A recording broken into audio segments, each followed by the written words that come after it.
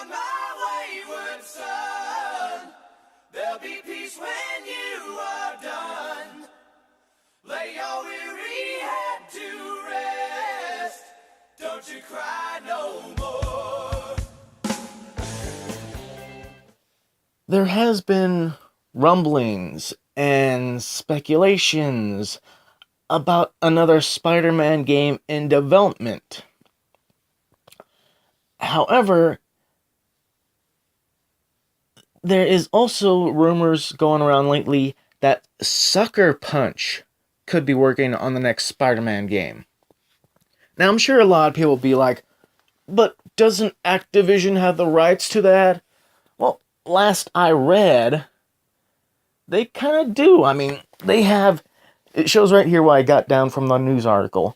Activision locked up the rights to Spider-Man games based on movies and television through 2017, and also has the rights to publish original stories separate from on-screen appearances through 2017.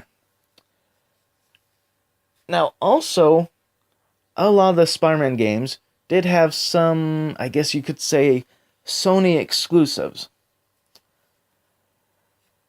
Now, with Sucker Punch, we know Sucker Punch has been mostly working with Sony systems, like the PS3 with Infamous and Infamous 2, and then PlayStation 4 with Infamous Second Son. So, with Sucker Punch's history with superhero games already, even though they're... Yeah, I mean, I would count the Infamous games as superhero-ish. So with that being said, it would probably be in the right hands.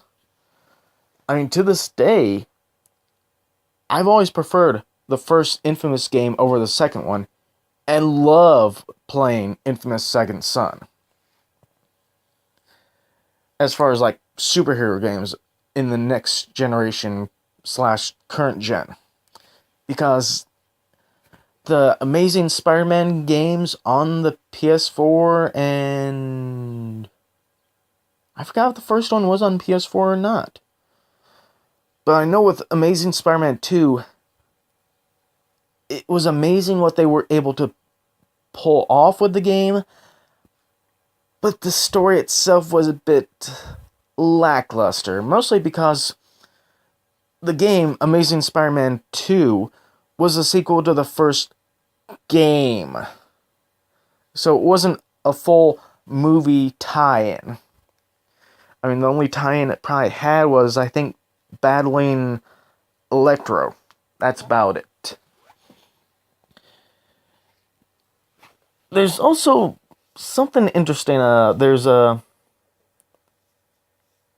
some kind of word going around with the talks of this Spider-Man game as well. And that word is spectacular. Now, we all know that Spectacular was another line of original comics for Spider-Man. So, if they are trying, like, a different set, like a whole new line of games for Spider-Man, that would be interesting, especially if they tried to go the Spectacular route. And, wow. Sorry, it's just that when I found this news article, there was like so much packed stuff in it. I mean, it was referencing how some of the older Spider-Man games have fallen on heavy times, well, the line that there was already. And the last time that we saw Spider-Man in video game form, one, as I stated, was the Amazing Spider-Man 2 game, which, as I stated, the story itself was kind of crap. The gameplay elements, not really.